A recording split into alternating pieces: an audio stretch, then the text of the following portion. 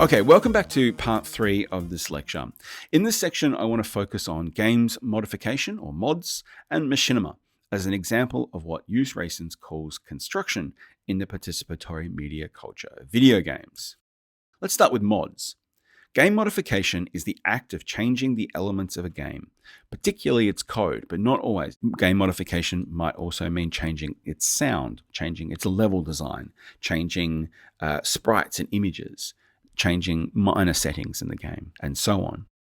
Modding has been around since the earliest days of video games. Some of the first mods were the popular variants of the text-based role-playing game called Colossal Cave Adventure, originally by Will Crowther in 1976. Miss Pac-Man is often credited as being the first mod to receive a retail release in 1981. Modding became more accessible for everyday fans of computer games in 1993 with the release of Doom. Players of Wolfenstein 3D had been making mods and content for that game, but when the publisher, id Software, released Doom a year later than Wolfenstein, it was designed by lead programmer John Carmack to be modding friendly.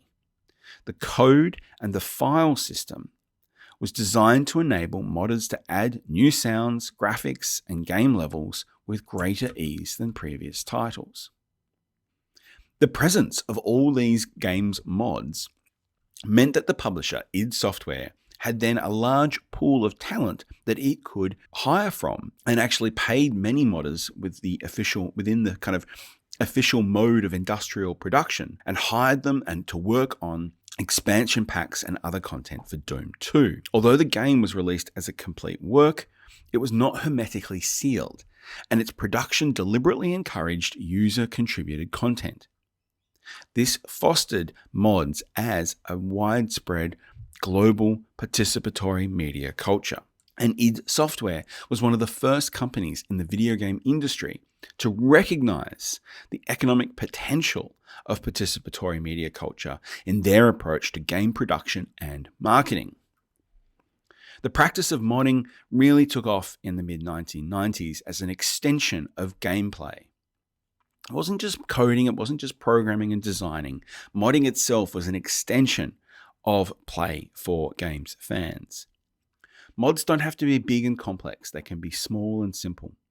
Many mods are simply user innovations with rudimentary programming, artistic and design skills, which of course can be seen in the many cool mods for the Sims game. Two of the most famous mods are CounterStrike and Team Fortress. Both of these games have transitioned from being player mods of Half-Life to full standalone products. CounterStrike is what we call a total conversion mod. Originally created by Min Lee, also known by his nickname Gooseman, and Jess Cliff, or just Cliff, in 1999. The pair organized a modding community and used the Half-Life software code to produce a new game in which two teams, the terrorists and the counter-terrorists, attempt to eliminate each other. They are rewarded for defeating opponents, rescuing hostages, and destroying designated targets. The fast-paced action, the playfully contentious subject matter, the short-term gameplay, most games only last between 3 and 5 minutes, the low hardware requirements combine to make Counter-Strike one of the most popular online multiplayer games of its time. To quote Cleveland from 2001, Counter-Strike has more people playing it online at any given time than all other FPS games combined. The Counter-Strike mod was made available to download originally at no extra cost via the community website. But the copyrights of the game were split between the new content created by the mod team and the game's publisher, the Valve Corporation, which owned the original source code. Valve commercially acquired the copyrights to the mod content, and then the game was incorporated within the official spheres of production as part of Valve's publication of the Half-Life Best Of collection in 2000. Starting in 2001, the mod was redeveloped by a series of games companies licensed by Valve. Like many computer games titles, it stalled in development, but it was finally released by Valve as a standalone commercial game called Counter-Strike Condition Zero, which was then again updated in 2004 by Gooseman and Cliff, who were working for Valve at the time. with entirely new code to match the current generation of PC technology, and then repackaged with the commercial release of Half-Life 2 in 2005. Half-Life 2 achieved considerable commercial success, selling more than 1.7 million copies in 2 months, and reported sales of more than 3 million between November 2004 and October 2005. It's important to note that the popularity of the multiplayer mod of CounterStrike kept Half-Life, the commercial release, in the best-selling games charts for 3 years, topped only by the Electronic Arts The Sims series in 2006. The prolonged chart-topping sales were previously unheard of in the lightning-fast video game industry, where titles that are still being sold after a year of their release are considered to be massive commercial successes.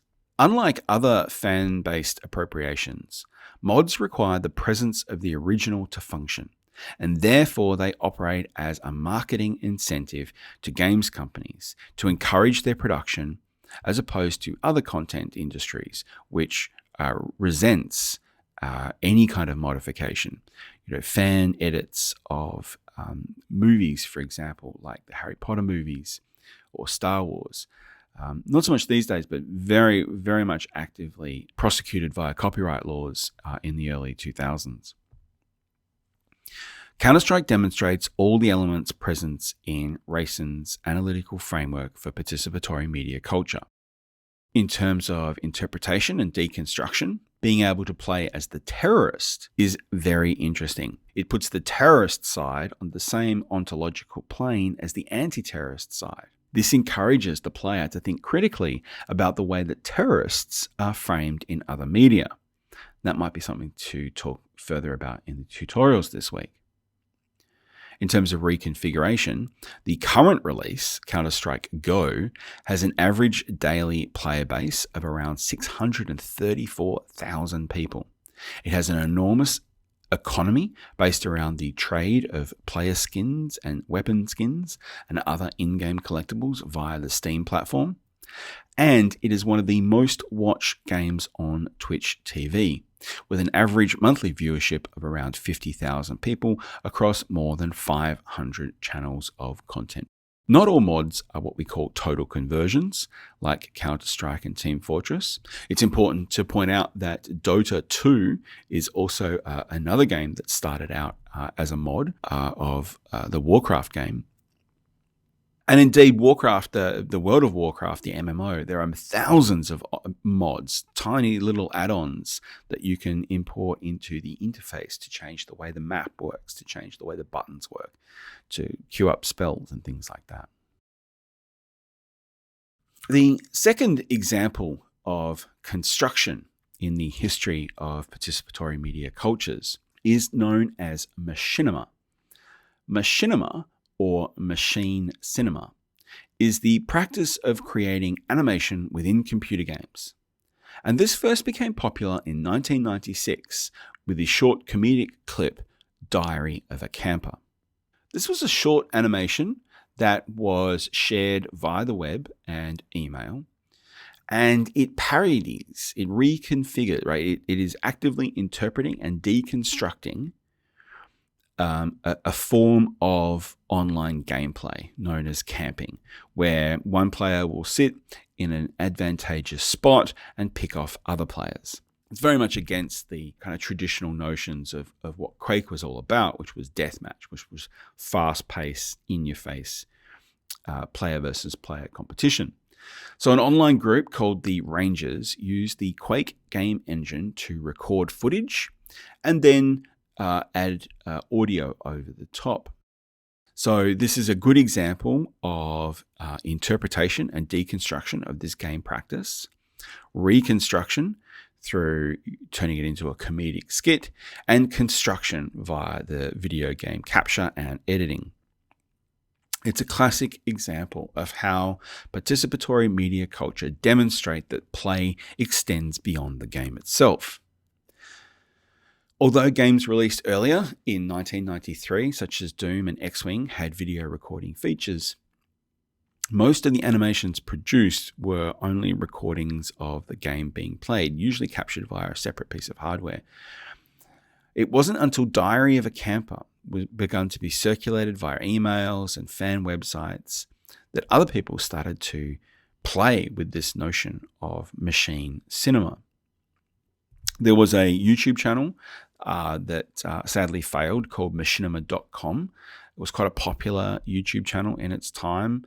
And originally it featured lots of examples of narrative-based machinima, often created from the world of Warcraft and games like Halo. But that kind of became corporatized and then was sold off.